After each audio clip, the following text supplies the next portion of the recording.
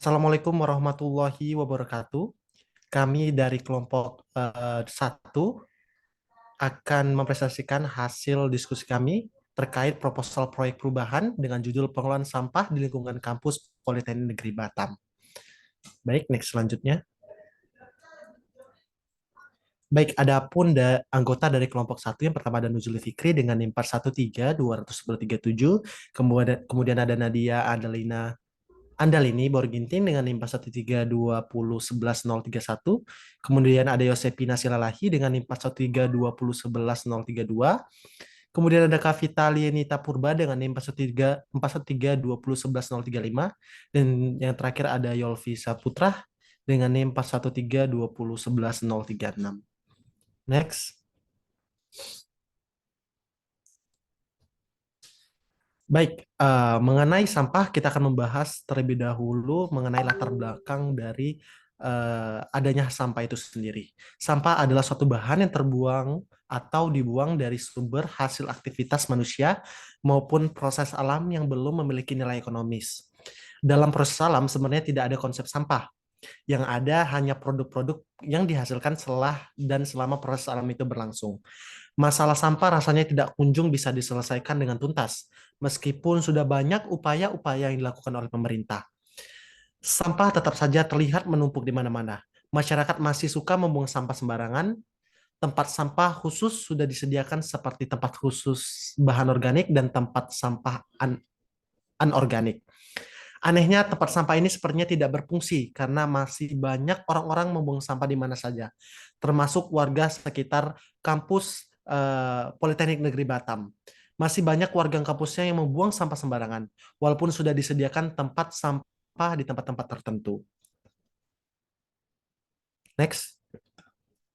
Oke, kemudian kita akan membahas rumusan masalah dari hasil penelitian kita ini. Berikut ini merupakan masalah-masalah yang akan dibahas dalam makalah ini. Yang pertama, bagaimana tanggapan warga kampus tentang orang-orang yang membuang sampah sembarangan, khususnya warga kampus yang ada di Politeknik Negeri Batam. Kemudian, apa penyebab orang membuang sampah sembarangan? Kemudian bagaimana cara mengatasi sampah di daerah kampus terutama di perpustakaan dan kelas, khususnya di Politeknik Negeri Batam. Kemudian adapun tujuan dari penelitian ini adalah untuk mengetahui penyebab masyarakat membuang sampah sembarangan. Kemudian untuk mengetahui tanggapan masyarakat tentang orang-orang yang membuang sampah sembarangan. Kemudian untuk mengetahui cara mengatasi sampah di daerah kampus, terutama di kampus Politeknik Negeri Batam di daerah perpustakaan dan kelas. Next.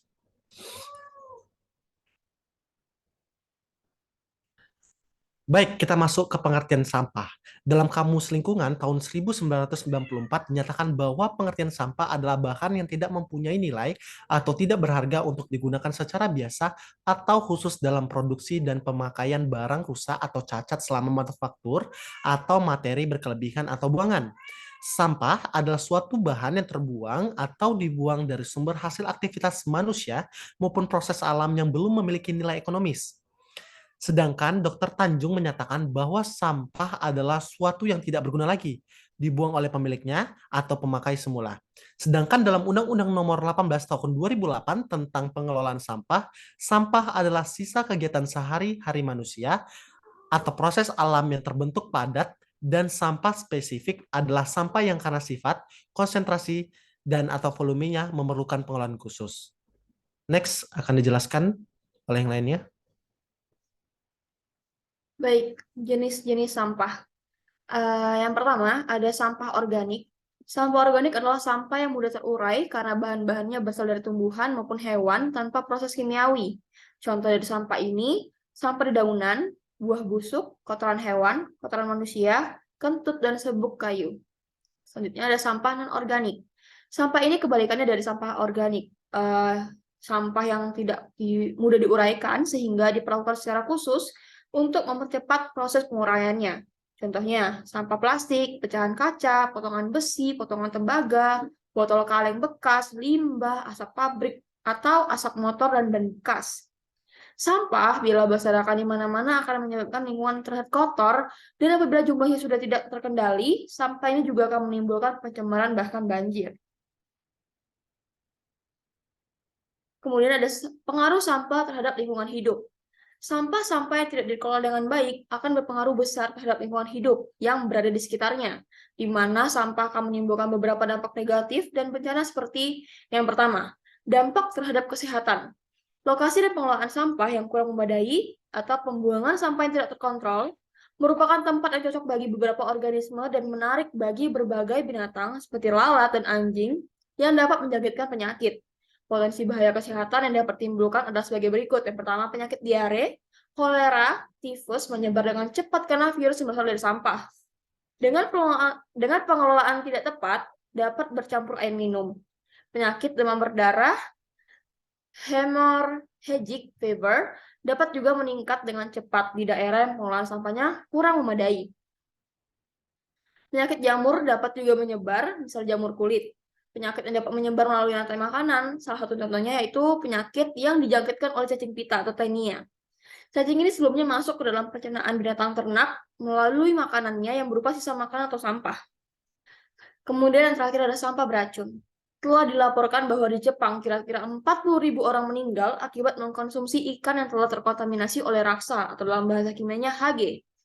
Raksa ini berasal dari sampah yang dibuang ke laut oleh pabrik yang memproduksi baterai dan akumulator.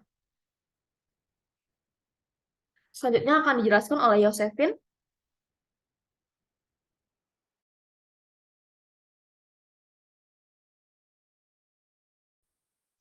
Oke, baik. Di sini yang kedua yaitu rusaknya lingkungan. Cairan rembesan sampah yang masuk ke dalam drainase atau sungai akan mencemari air. Berbagai organisme termasuk ikan dapat mati sehingga beberapa spesies akan lenyap. Hal ini mengakibatkan berubahnya ekosistem perairan biologis. Penguraian sampah yang dibuang ke dalam air akan menghasilkan asam organik dan gas cair organik seperti metana. Selain berbau kurang sedap, gas ini berkonsentrasi tinggi dan dapat meledak.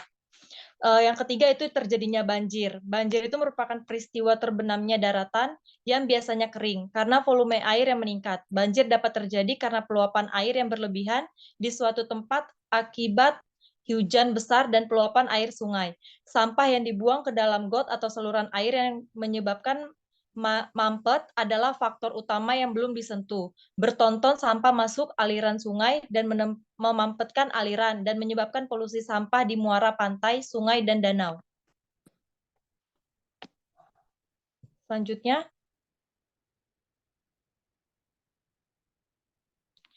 nah, pengaruh sampah terhadap lingkungan itu juga ada dalam banjir dan sampah, yang mana keduanya dipandang oleh sebagian golongan sangat berhubungan dengan sebab akibat, di mana sampah mengakibatkan banjir dan banjir mengakibatkan sampah.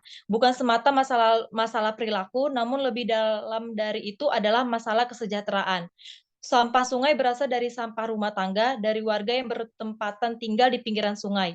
Mereka tidak mempunyai tempat pembuangan sampah resmi yang dikoordinir lingkungannya. Ini berkaitan juga dengan kebiasaan warga atau penduduk yang tidak mempunyai kesadaran artinya polusi. Tenggang rasa serta kebiasaan mau enaknya sendiri, ini berkaitan budaya masyarakat yang kurang pembinaan tentang artinya kebersihan lingkungan dan cara mengatasinya.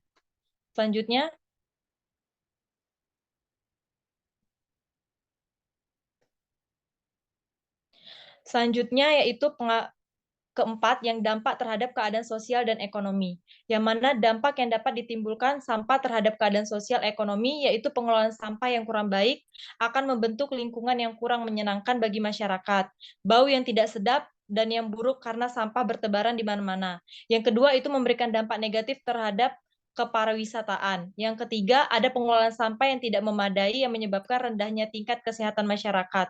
Hal ini penting, yang mana meningkatkan pembiayaan secara langsung untuk mengobati orang sakit dan pembiayaan secara tidak langsung itu tidak masuk kerja, rendahnya produktivitas. Yang keempat, itu ada pembuangan sampah padat ke badan air, dapat itu menyebabkan banjir dan akan memberikan dampak bagi fasilitas pelayanan umum seperti jalan, jembatan, drainase, dan lain-lainnya. Yang kelima, itu infrastruktur lain dapat juga dipengaruhi oleh pengelolaan sampah yang tidak memadai, seperti tingginya biaya yang diperlukan untuk pengelolaan air jika sarana penampungan sampah kurang atau tidak efisien.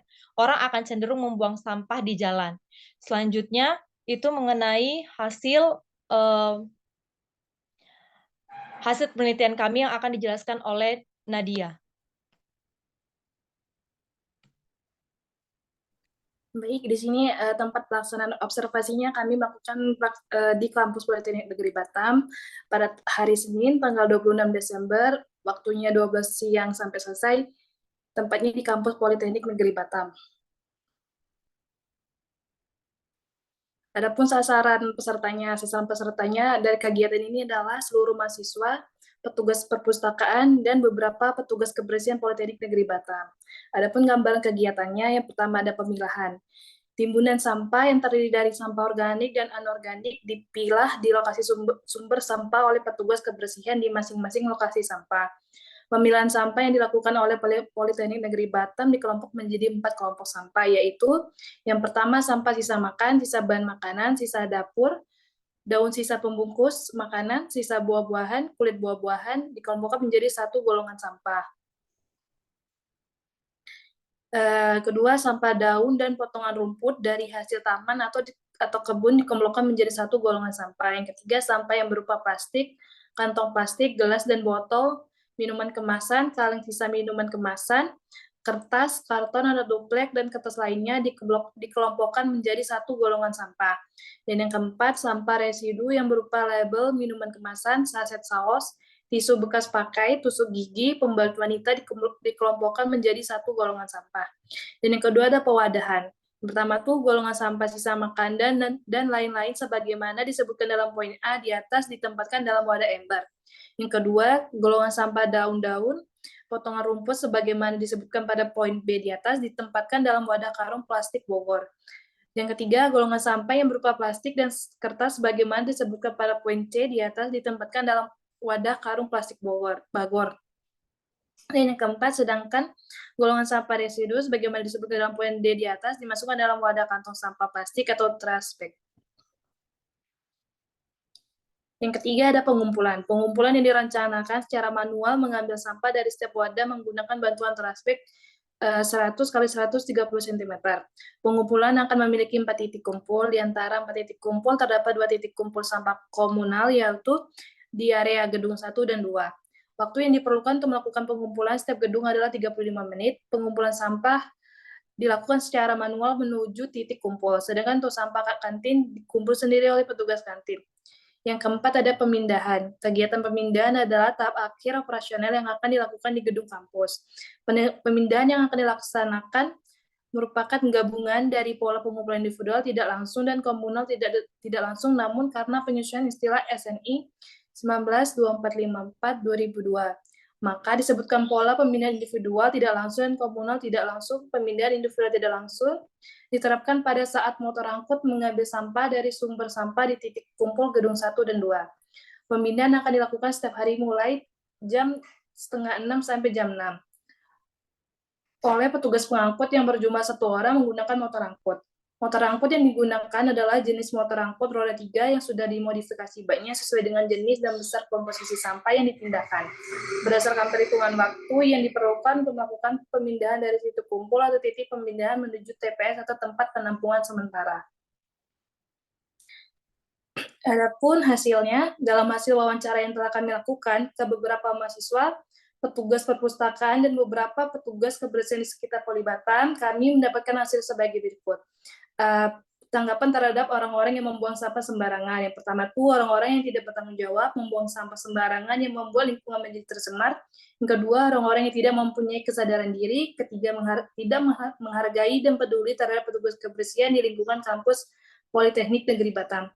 Yang keempat, membuang sampah sembarangan merupakan perbuatan yang tidak baik. Seharusnya sebagai mahasiswa mereka sadar untuk bisa membuang sampah pada tempatnya. Dan yang kelima, kurang menyukai orang-orang yang membuang sampah sembarangan, terutama kepada orang yang tidak bisa membedakan sampah organik atau non-organik. Baik, akan dilanjutkan oleh Bang Yolfi.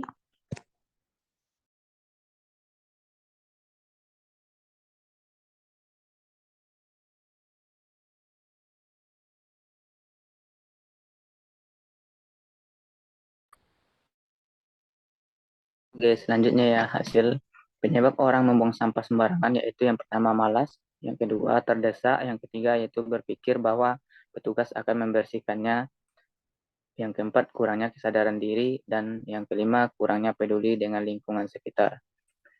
cara mengatasi sampah di daerah kampus, terutama di perpustakaan dan kelas. Yang pertama yaitu kembali lagi ke diri masing-masing, apakah mau berubah atau tidak. Yang kedua yaitu menekankan kepada mereka untuk tidak buang sampah sembarangan, terutama di perpustakaan. Yang ketiga yaitu menambah aturan di perpustakaan. Yang keempat yaitu melarang membawa makanan ke dalam perpustakaan. Yang kelima yaitu terdapat tempat sampah kecil di dalam perpustakaan. Yang keenam yaitu himbauan dari rektorat atau dosen-dosen. Oke, next. Inilah rencana biaya. Yang pertama yaitu nama barang, jumlah unit, satuan unit, dan harga. Yang pertama yaitu kayu, jumlah unitnya 2 dan satuan unitnya meter dan harganya Rp100.000.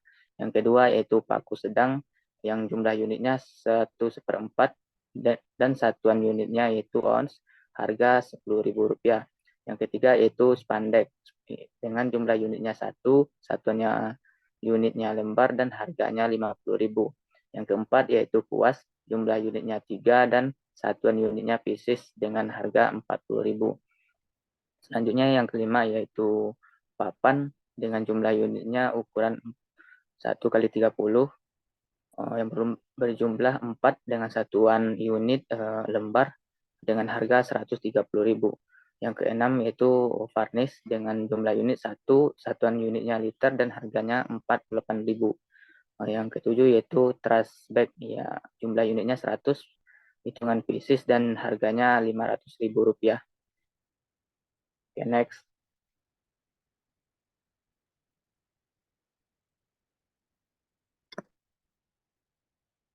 Oke, kesimpulannya yaitu jadi kita sebagai masyarakat, terutama sebagai mahasiswa, harus mengerti pentingnya menjaga kebersihan lingkungan. Salah satunya adalah dengan membuang sampah pada tempatnya. Selain itu, kita harus mempunyai kesadaran bahwa membuang sampah sembarangan dapat berdampak terhadap kesehatan, rusaknya lingkungan, dampak terhadap sosial ekonomi, dan terjadinya banjir. Dari hasil survei yang kami dapat disimpulkan bahwa penyebab orang membuang sampah sembarangan dikarenakan faktor malas, terdesak berpikir bahwa petugas akan membersihkannya, kurangnya kesadaran diri, kurangnya peduli dengan lingkungan sekitar, letak tempat sampah yang jauh, tidak menemukan tempat sampah.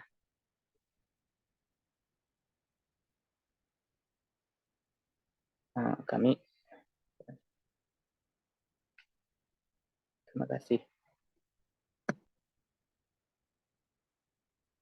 Adapun saran yang pertama yaitu memperkuat rasa kepedulian terhadap sesama, terutama kepada petugas yang ada di lingkungan kampus. Yang kedua yaitu bertekad pada diri sendiri untuk melakukan perubahan agar tidak membuang sampah sembarangan. Sekian presentasi dari kami, silakan dilanjutkan oleh Nuzuli. Oke, terima kasih kepada Yolvi. Baik, itu saja presentasi yang dapat presentasikan dari kelompok 1. Lebih dan kurang kami mohon maaf. Semoga hasil dari diskusi kami dapat berguna untuk kedepannya. Terima kasih. Assalamualaikum warahmatullahi wabarakatuh.